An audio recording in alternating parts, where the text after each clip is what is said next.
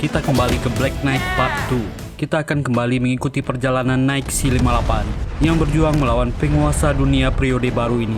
Kita juga akan melihat perjuangan hidup mati Saul di pertarungan seleksi pemilihan kurir. Tanpa lama-lama, yuk kita gaskan!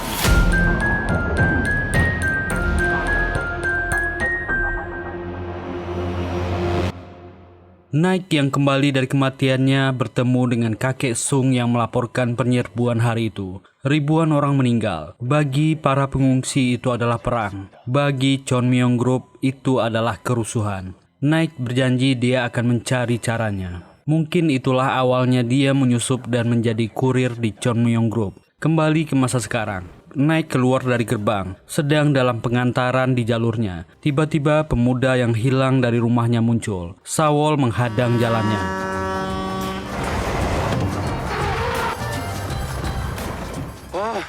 Nike turun dari truknya. Ternyata Saul ingin ikut seleksi kurir. Dia ingin terpilih. Ajari cara dia untuk menang. Nike menolaknya. Tapi Saul memohon, dia sudah punya tujuan sekarang, bantu dia. Nike memberikan alamat dan tempat. Saul sudah mempunyai tujuan. Seberat apapun itu akan dia lakukan. Saul dan ketiga teman-temannya berkumpul. Ketiga temannya juga akan ikut tes kurir ini. Mereka juga akan mencoba. Sersan Lee melapor kepada Sol Ah. Mereka berapa hari ini sudah mengintai 58. Dia dilaporkan meninggalkan distrik umum. Sol Ah segera bergerak. Tempat itu adalah sasana olahraga yang telah lama ditinggalkan. Di sanalah markas grup 58. Sementara Sol Ah dan pasukannya memantau dari luar. Nomor 58 dan 11 kurir lainnya memasuki tempat itu. Sersan Lee melapor. Itu adalah sasana olahraga yang telah lama ditinggalkan. Semuanya adalah kurir bekas pengungsi. Sol Ah akan masuk ke dalam. Sementara grup 58 sedang melakukan rapat di dalam. Mereka sudah memastikan anak-anak yang hilang dan diculik adalah anak-anak dan remaja yang besar di tambang.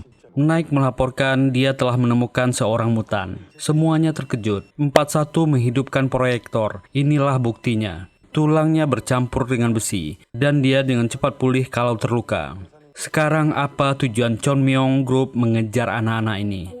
Saat itulah Nike mendengar suara di luar. Sol Ah dan Mayor Lee bersiap masuk. Pintu dibuka. Ternyata itu adalah sasana para kurir untuk latihan. Nike menanyakan apa tujuan Sol Ah menemuinya. Mereka pun bicara. Sol Ah sudah tahu kurir 57 yang libur pada hari itu terlibat di kasus penculikan. Saat akan diinterogasi, tiba-tiba dia meninggal. Sol Ah sudah memeriksa mayatnya, tapi dia dihalangi dan tak menemukan keterangan lebih lanjut. Nike memutuskan akan menceritakan kejadiannya kepada Sol Ah. 57 bukan meninggal akibat kelelahan kerja. Dia dibunuh. Bom kecil di kepalanya meledak. Ada orang yang lebih tinggi di balik ini. Dia memberikan kertas. Ini adalah tato para pelakunya. Penculikan itu bukan hanya di distrik umum. Distrik pengungsi juga kehilangan banyak anak-anak remaja.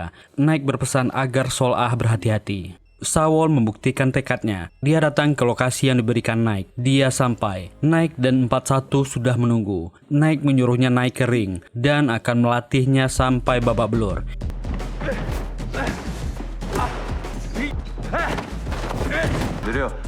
Nike mengejeknya jika dia ingin jadi kurir tak cukup dengan semangat.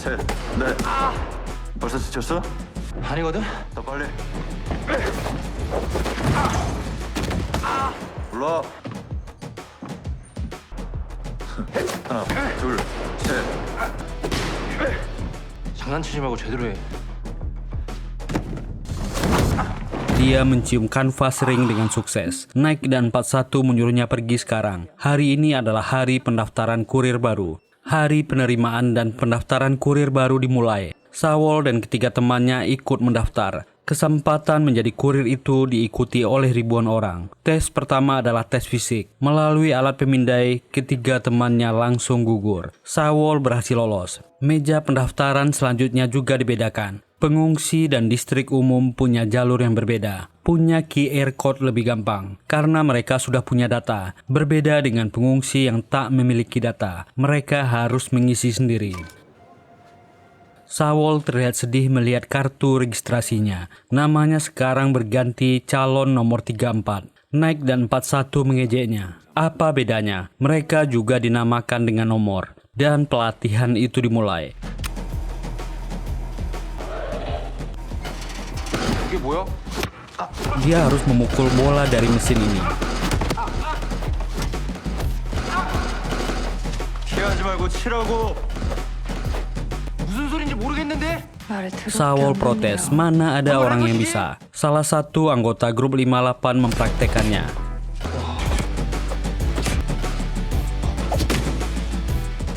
Saul berlatih dengan giat. Dihajar bergantian oleh anggota grup 58. 상대방 공격 흐름을 봐. 더 몰아붙이면 공도 치겠는데요? 평범한 택배 기사 수준이야. Itu membuat mata, fisik, dan kekuatannya makin terlatih. 속도 좀 높이자.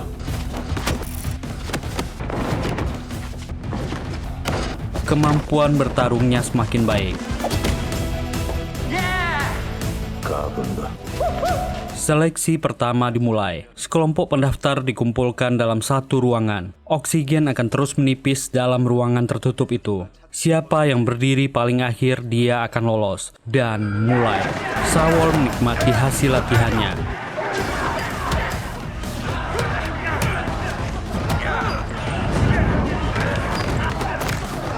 Dia bertarung dengan ganas di situasi yang kacau balau ini. Semua orang ingin lolos. Mereka akan mempertaruhkan segalanya di pertarungan massal ini. Oksigen makin menipis. Banyak peserta yang mulai lemas. Hanya mereka berdua yang masih bertahan.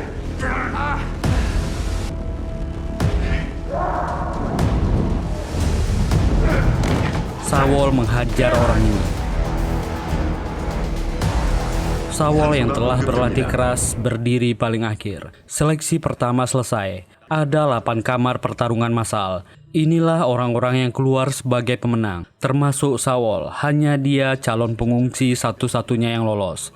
Mayor Solah dibantu Sersan Lee memulai penyelidikannya. Mereka menemui pengungsi yang anaknya diculik. Solah menyuruhnya menyebarkan dan mencari gambar orang yang memiliki tato ini. Solah menyadari sesuatu. Orang tadi bekas pekerja tambang, kulitnya rusak parah. Berarti anak-anak yang diincar adalah anak-anak yang dibesarkan di tambang. Ayahnya juga dulu manajer tambang, dan adiknya Song Ah dibesarkan di tambang. Dia mulai menemukan hubungannya. Sementara grup 58 menembaki iringan para pekerja Chon Myong yang membawa pekerja tambang yang telah selesai bekerja. Ternyata orang-orang ini akan dihabisi secara massal. Setelah selesai bekerja di distrik A, dia mendapatkan info itu dari Kibang. Dia sudah mendapat jabatan koordinator pekerja karena menyuap pegawai Chon Myong. Distrik A sangat tertutup. Chon Myong Group membuat rencana besar di sana. Agar tidak dicurigai, Kibang terpaksa ditembak tangannya. Ryusok sangat kesal. Para pekerja tambangnya menghilang dan anggota keamanan Chon Myong Group dihabisi. Dia mendapat kunjungan dari Menteri Pertahanan Yeon-su yang juga membawa Mayor Solah. Ryusok ingin menemuinya. Ryusok menjelaskan, distrik A sudah rampung hampir 90%. Keamanannya sangat ketat. Rencananya para penghuni distrik umum dan distrik khusus akan dipindahkan ke sana setelah proyek ini selesai. Ryusok ingin Mayor Solah memberikan data penghuni setiap distrik umum. Bantu dia menseleksi penghuni yang akan dipindahkan secara adil. Ternyata ada perbedaan soal relokasi ini. Ayahnya Jae-jin mendukung presiden. Semuanya akan dipindahkan. Tapi Ryusok ingin memindahkan sesuai data dari dirinya. Sementara itu Saul membuktikan dirinya bisa menyetir mobil. Diawasi oleh Nike. Tes selanjutnya dimulai. Itu akan lebih sulit. Setiap peserta akan membawa paket ke tempat tujuan yang telah ditetapkan. Di jalan mereka akan dihadang oleh pemburu yang memiliki catatan kriminal tinggi. Para kriminal ini akan dibebaskan jika bisa merebut paket peserta. Peserta akan dibekali senjata dan boleh menghabisi pemburu yang menghadang mereka. 2 orang tercepat yang mencapai garis finish dengan paketnya akan lolos. Langsung ke putaran final. Semua kurir dikumpulkan. Mereka diminta menjadi juri agar pertandingan seleksi pemilihan kurir itu berjalan adil. Ryusok pun datang ke ruangan itu. Dia akan ikut menonton. Dan babak kedua seleksi kurir akan dimulai. Saul masuk ke mobilnya. Jalurnya cuma lurus. Hitungan mundur dimulai. Dan mobil melaju.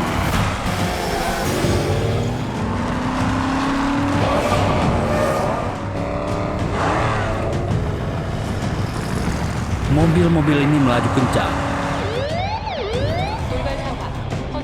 dan para pemburu masuk mulai menyerang para calon kurir.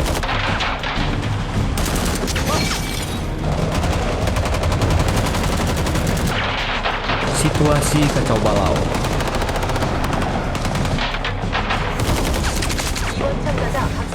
Dan mulai ada peserta yang gugur satu demi satu.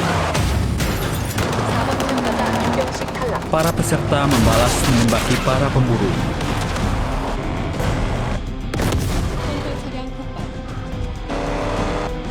Gedung-gedung juga dirobohkan untuk menambah rintangan.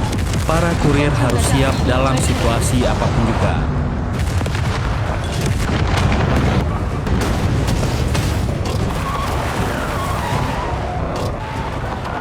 Sawol berhasil menghindar dan mengambil jalan lain. 8번 차량이 유일한 난민이죠. Kembali peserta yang lain gugur. Sawol dikejar 3 orang pemburu. Dengan skillnya yang luar biasa, dia kembali ke jalur.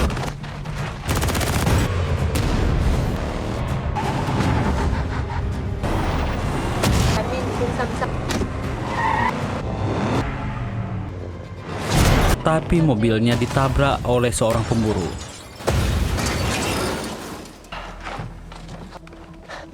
Dia menemukan peserta dengan nomor 3 yang terjebak dan membantu mendorong mobilnya. Kalau ini berhasil, biarkan dia menumpang. Tapi sekelompok pemburu sudah di sana menembak dan mengejar mereka berdua. Dan naik ke atap mobil. Nomor 3 terjatuh, terlempar dari mobil. Dia langsung dikejar oleh para pemburu. Dan peserta nomor 1 melewati mobil Sawol. Sekarang dia di posisi pertama. Sawol bisa saja langsung menggas mobil itu.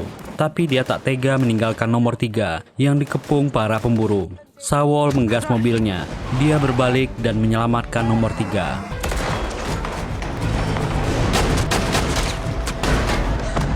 Ada 2 orang berarti di posisi kedua. Ternyata yang masuk ke final adalah peserta nomor 3. Sawol gugur. Dia kehilangan mobil dan paketnya rusak.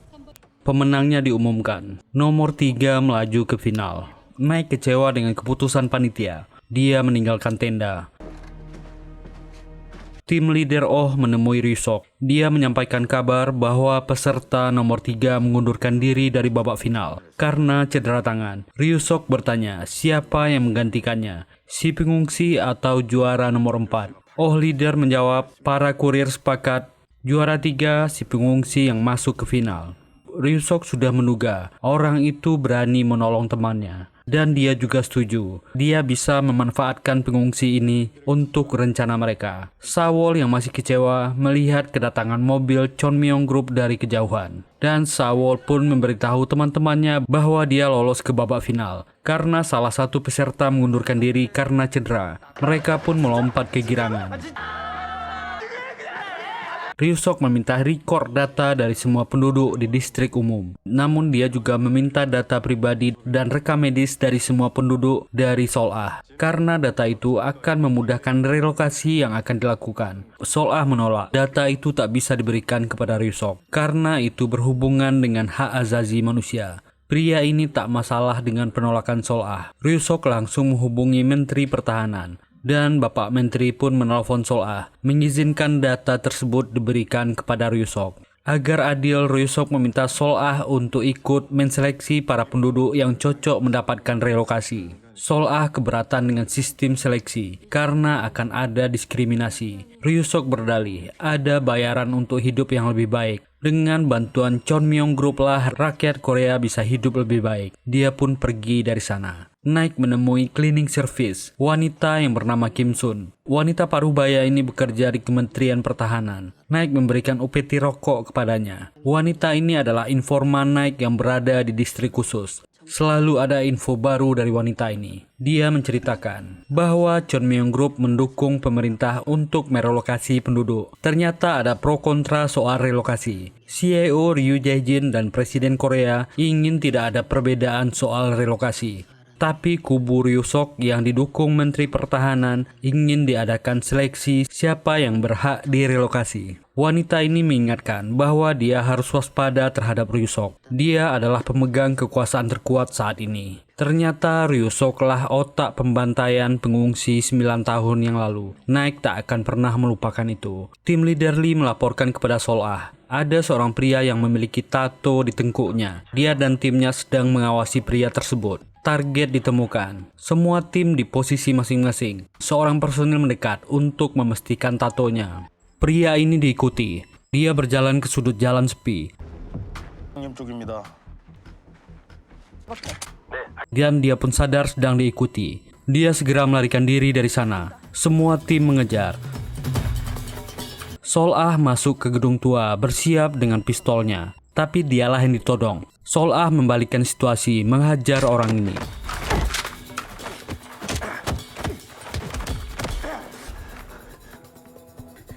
Orang ini terkepung dan dia menyerah. Tapi seseorang dari jauh mengaktifkan remote. Bom itu meledak di kepalanya. Orang ini meninggal. Tapi mereka mendapatkan HP-nya yang sudah rusak. Babak final sebentar lagi akan dimulai. Sawol pun dijemput. Sawol dibawa menuju distrik khusus untuk mengikuti babak final. Ketika di lift, dia bertemu dengan nunanya Sol-ah. Wanita ini berharap dia menang di babak final. Dia yakin Sawol bisa melakukannya. 우승이든 탈락이든 몸 조심해. Baru kali inilah dia melihat fasilitas yang sangat bagus di distrik khusus. Semua ini terlihat sangat keren di matanya. Sawol dibawa ke asrama sementara oleh panitia. Dia akan diberi mentor dan dilarang keluar dari asrama tanpa mentornya. Sangat kebetulan mentor yang ditugaskan melatihnya adalah 4-1. Semua orang menantikan pertandingan antara Sawol dan Jong Gyu-nam. Sudah sangat lama seorang pengungsi berhasil mencapai final. Semua orang sangat antusias menantikan pertarungan itu.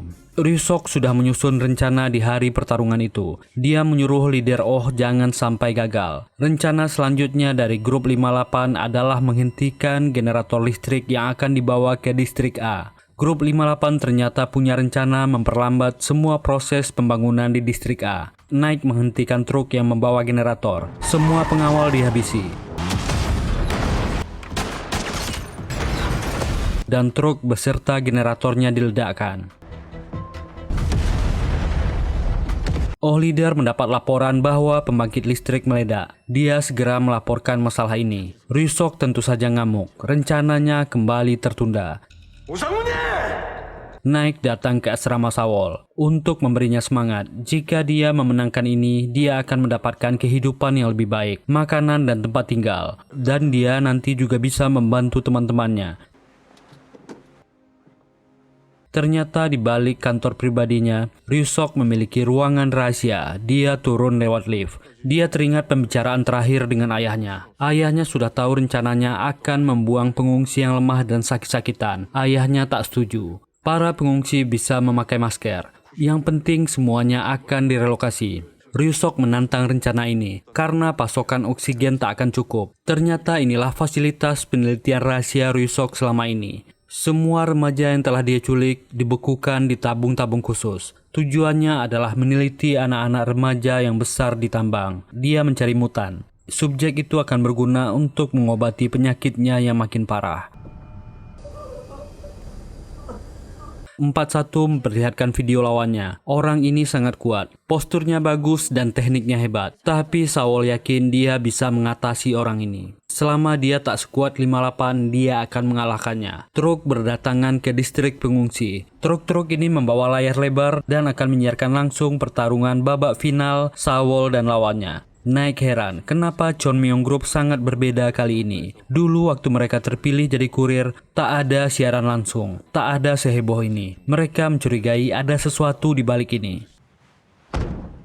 Pertandingan akan dimulai. Kakek Sung dan remaja ini sibuk memutar parabola mencari frekuensi agar bisa mendapatkan gambar yang bagus. Baru kali ini ada siaran langsung. Para pengungsi tentu saja semangat ingin menonton. Banyak truk yang ditempatkan di titik-titik pengungsian. Semua orang boleh menontonnya. Bahkan ada hadiah makanan dan oksigen di sana. Semua orang berbondong-bondong datang. Pertandingan akan diadakan di distrik inti. Saul datang dengan 4-1 dan dia lebih takjub lagi melihat pemandangan di dalam distrik inti. Di tempat ini tak ada bedanya dengan bumi normal. Ada langit biru dan banyak pohon. Disinilah pertandingan babak finalnya berlangsung di kantor pusat John Myung Group. Semua petinggi dan pejabat, bahkan presiden pun datang. Tapi Naik dan kawan-kawannya berkeliling di distrik pengungsi. Ada mobil-mobil tanpa plat berseliweran di daerah itu. Mereka yakin ada rencana jahat dari Ju Ryu-sok. Naik menghentikan beberapa mobil. Dia turun dan menanyai orang-orang ini. Orang-orang ini bersiap mengambil pistolnya dan menyerang Naik.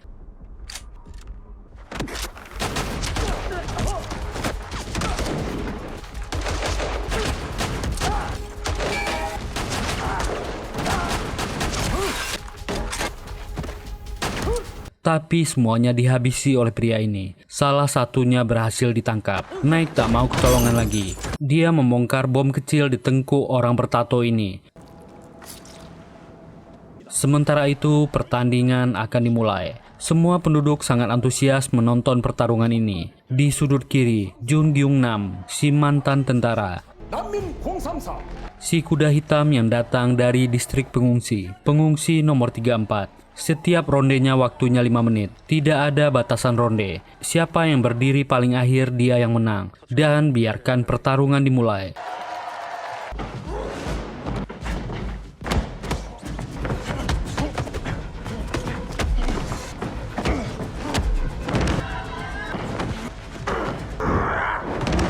Di ronde pertama, Saul kesulitan.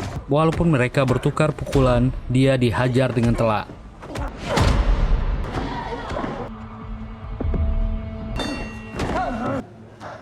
Mereka diberi istirahat selama 3 menit. Saul mengaku hanya menguji orang ini. Dia jauh lebih lemah dari 58. Semakin banyak pengungsi yang datang. Saat semua orang antusias, datanglah beberapa orang membawa tas di tengah-tengah pengungsi dan meninggalkan tasnya. Ronde kedua dimulai. Kembali Saul dihajar.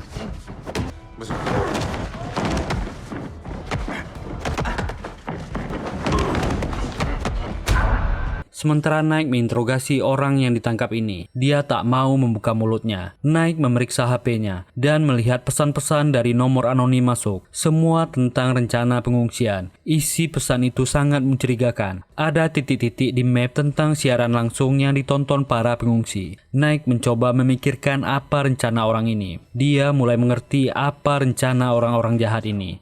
Kembali ke pertarungan. Saul sudah bisa membalas.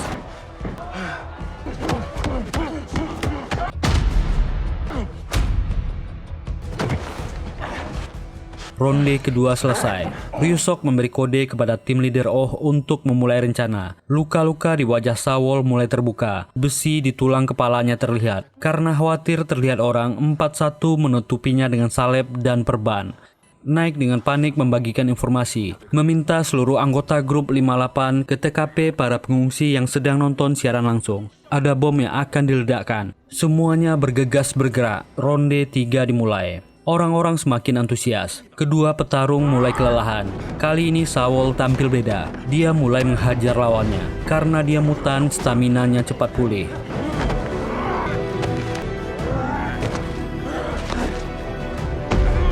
Dan menghajar orang ini. Gyung Nam pingsan dan tak bisa bangun lagi.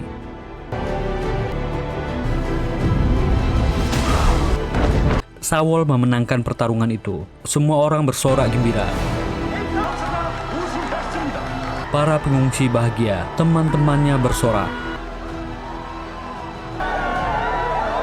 Saul membuka perbannya. Dia belum menyadari dia mutan. Ryu-sok segera berdiri dan langsung sadar Saul adalah mutan. Dia sangat antusias. Kelompok 58 terlambat. Bom-bom diledakkan di area siaran langsung. Ribuan pengungsi menjadi korban. Inilah rencana Ryu-sok mengurangi populasi. Para pengungsi tak berhak masuk ke distrik khusus. Nike sangat marah dan part 2 berakhir. Semoga terhibur. Terima kasih sudah meluangkan waktunya di channel ini. Kalau nggak keberatan, mohon dukungan teman-teman untuk kami. Silahkan tekan tombol like, subscribe, dan nyalakan loncengnya. Semoga kita semua diberi kesehatan. Kita jumpa lagi di part terakhir. Bye.